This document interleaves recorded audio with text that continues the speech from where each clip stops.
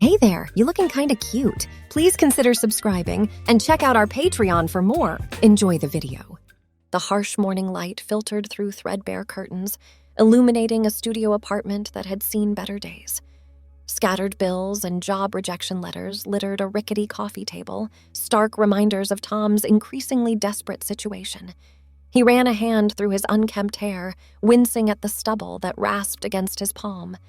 Another day, another fruitless job search looming ahead. The shrill ring of his phone cut through the gloomy silence. Tom fumbled for it, heart leaping at the prospect of good news from one of his many applications. His stomach dropped when he saw the caller ID. Linda, he muttered, thumb hovering over the screen. His ex-wife rarely called unless it was about alimony he couldn't afford. Steeling himself, he answered. Hello? Tom? We need to talk. Her clipped tone sent a familiar pang of anxiety through him. Look, I know I'm behind on payments, but that's not why I'm calling, Linda interrupted. I have a proposition for you. Tom's brow furrowed. What kind of proposition? A job offer. He barked out a humorless laugh. You're joking, right? I'm perfectly serious. I need a new housekeeper, and I thought of you. The words hung in the air, absurd and vaguely insulting.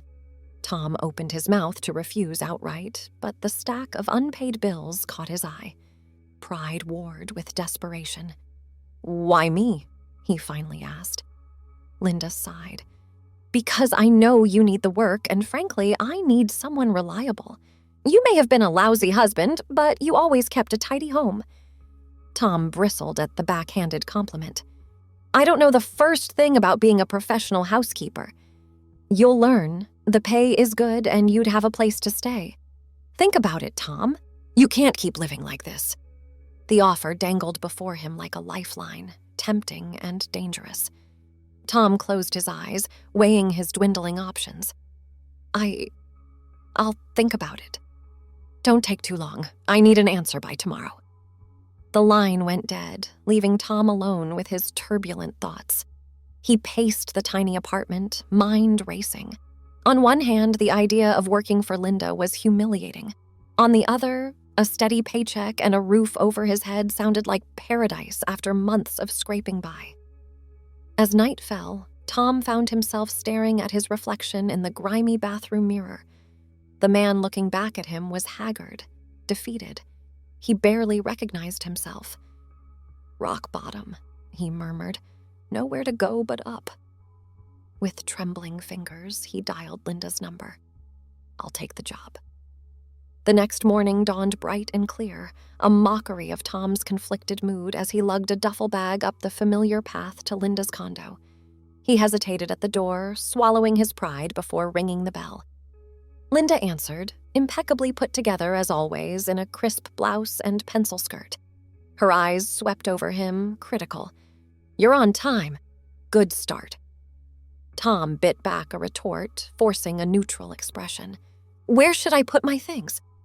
Follow me. She led him through the spacious condo, their old home, now transformed by Linda's taste alone. Tom's throat tightened as they passed the spots where family photos once hung, now replaced by abstract art. Linda stopped at a door at the end of the hall. This will be your room. Tom blinked in surprise. It was the master bedroom, their old room. But I've moved to the guest suite, Linda explained briskly. This room is more convenient for your duties.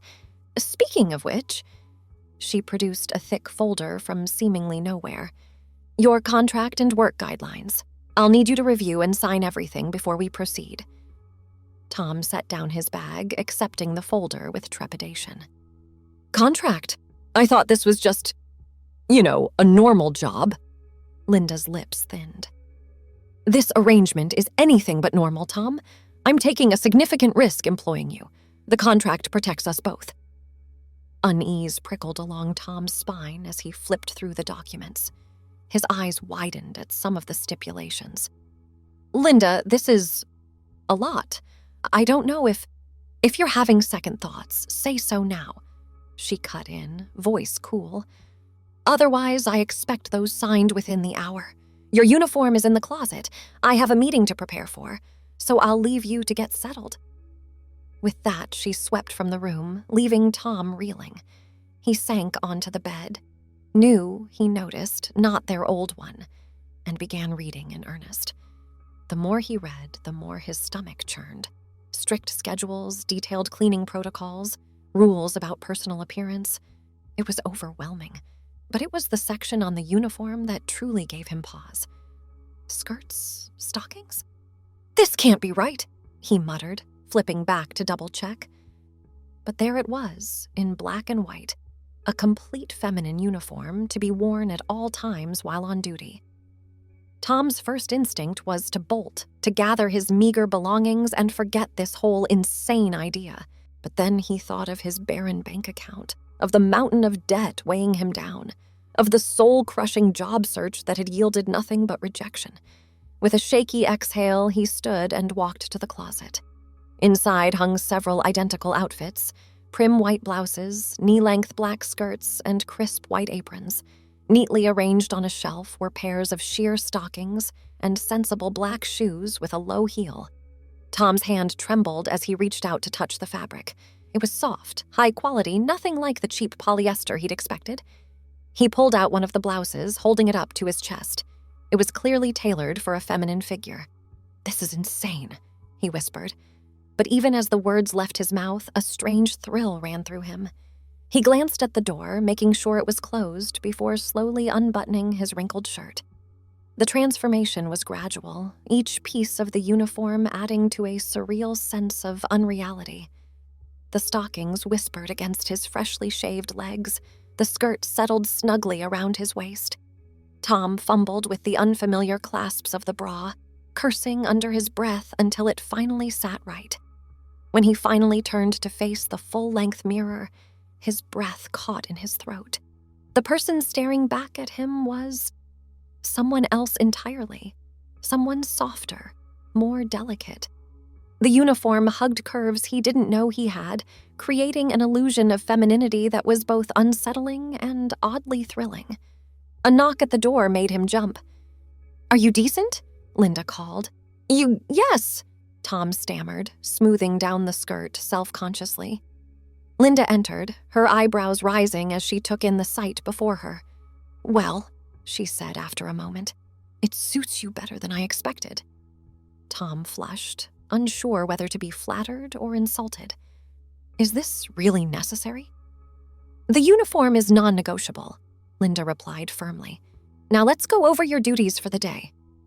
As Linda led him through the condo, outlining a dizzying array of tasks, Tom found himself hyper-aware of every swish of his skirt, every click of his low heels on the hardwood floors. It was disorienting, like stepping into someone else's life. "Your first priority will be a deep clean of the kitchen," Linda was saying as they entered the spacious, gleaming room.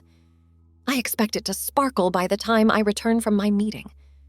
Tom nodded, trying to focus on her words rather than the surreal reflection he caught in the polished appliances. "I'll do my best." Linda's expression softened slightly. "I know this is unconventional, but I truly believe this arrangement can benefit us both. Just give it an honest try, all right?" As she left for her meeting, Tom stood alone in the kitchen, surrounded by high-end appliances and the faint scent of lemon cleaner. He took a deep breath, straightened his apron, and got to work. Hours passed in a blur of scrubbing, polishing, and organizing. Tom lost himself in the rhythm of it, finding an unexpected satisfaction in watching grime disappear under his efforts. By the time Linda returned, the kitchen gleamed like new. "Impressive," she remarked, running a finger along a spotless countertop. "You've exceeded my expectations." A warm glow of pride bloomed in Tom's chest at the praise. "Thank you," he murmured, ducking his head. Linda's lips quirked in what might have been a smile. "You've earned a break. There's tea in the pantry if you'd like some." As Tom busied himself with the kettle, he caught Linda watching him with an unreadable expression. "What?" he asked, suddenly self-conscious. She shook her head. "Nothing, it's just, you seem different, more at ease." Tom considered this as he poured the tea. To his surprise, he realized she was right. The initial discomfort of the uniform had faded, replaced by an odd sense of rightness. "I guess I am," he admitted softly. Linda nodded, accepting the cup he offered. "Good. Get some rest. Tomorrow will be busier." As Tom settled into bed that night, exhausted but oddly content, he found himself reluctant to change out of the uniform. He told himself it was just laziness, that he'd grow used to it eventually. But a small voice in the back of his mind whispered that maybe, just maybe, there was more to it than that. Days turned into weeks, and Tom fell into a routine. Wake up, don the uniform, tackle the day's tasks. At first, he'd change back into his old clothes as soon as his duties were done. But gradually he found himself lingering in the feminine attire, even during his off hours. It started small, keeping the stockings on because they were comfortable or leaving the skirt on while he relaxed with a book. But soon he was spending entire evenings in full uniform, relishing the swish of fabric and the delicate click of heels. Linda noticed, of course. Her raised eyebrows spoke volumes when she found him curled up on the couch in his maid's dress, engrossed in a novel. But she said nothing, merely nodding in approval at his dedication to the role. As his confidence grew, Tom found himself paying more attention to the finer details of his appearance. He experimented with different hairstyles, learning to coax his growing locks into soft waves. He even began dabbling with the makeup Linda had provided, marveling at how a touch of mascara and lip gloss could soften his features. One evening, as Tom was preparing dinner, another skill he'd developed with surprising enthusiasm, Linda leaned against the kitchen counter, watching him work. "You know," she mused, "I never thought I'd say this, but you make a better wife than you ever did a husband." Tom froze, wooden spoon hovering over the simmering pot. What?" Linda shrugged, a small smile playing at her lips.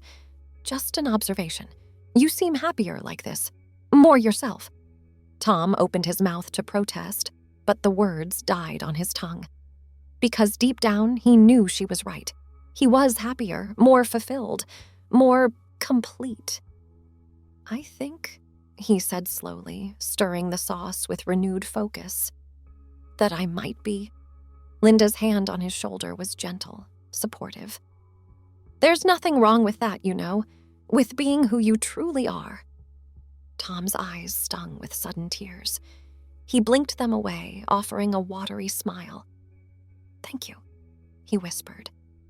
That night, as Tom stood before the mirror, he saw himself, truly saw himself for the first time in years.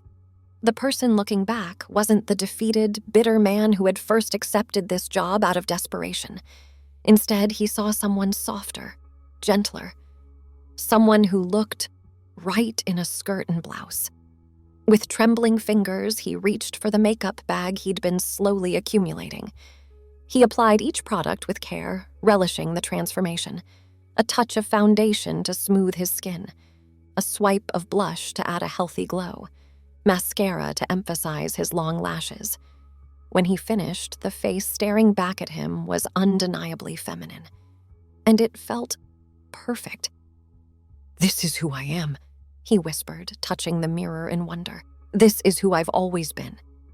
The realization should have been earth-shattering, but instead it settled over him like a warm blanket, bringing with it a profound sense of peace. Everything, the job, the uniform, the subtle changes in his behavior, suddenly made sense. "Tom, no," she corrected herself mentally. She needed a new name to match her true self. Tessa, perhaps? Yes, Tessa felt right. Tessa took a deep breath, smoothing down her skirt. Tomorrow, she decided she would talk to Linda about making this arrangement permanent, about transitioning fully, about embracing the person she was always meant to be. As she climbed into bed, Tessa felt a surge of excitement for the future. For the first time in years, she was looking forward to tomorrow, to the rest of her life. The next morning, Tessa woke with a sense of purpose she hadn't felt in years. She took extra care with her appearance, making sure every curl was in place and her makeup was flawless. The uniform, once a source of embarrassment, now felt like armor, a testament to her true self. She found Linda in the study, poring over some paperwork. Tessa knocked gently on the door frame, heart pounding. "Do you have a moment? There's something I'd like to discuss." Linda looked up, eyebrows rising at Tessa's carefully put-together appearance. "Of course. Come in." Tessa perched on the edge of a chair, hands clasped tightly in her lap. "I've been doing a lot of thinking," she began, voice soft but steady. "About the job, about myself." Linda set down her pen, giving Tessa her full attention. "Go on. I want to stay on. Permanently." Tessa took a deep breath. "And not just as your housekeeper. I want to transition to live as a woman full-time." A long moment of silence stretched between them. Tessa held her breath, bracing for shock or rejection. But when Linda finally spoke, her voice was gentle, understanding. "I had a feeling we might be having this conversation," she said, a small smile playing at her lips. "You've seemed so much happier lately, more comfortable in your own skin." Tessa blinked back tears of relief. You're okay with this?" Linda reached across the desk, squeezing Tessa's hand. "More than okay. I'm proud of you for having the courage to be true to yourself." A dam broke inside Tessa, and she found herself pouring out everything, her fears, her hopes, the joy she'd discovered in embracing her femininity. Linda listened attentively, offering support and practical advice in equal measure. "We'll need to update your contract," she mused, already jotting down notes. "And of course, we'll have to look into medical options for your transition. But we'll figure it all out together." Tessa wiped away happy tears, overwhelmed by Linda's acceptance and support. "Thank you," she whispered, "for everything." Linda's smile was warm. "Your family, Tessa. Different from before, perhaps, but family nonetheless." As they began discussing the practicalities of Tessa's transition, a weight lifted from her shoulders. The future stretched out before her, bright with possibility. She knew there would be challenges ahead, but for the first time in her life, Tessa felt truly, completely herself.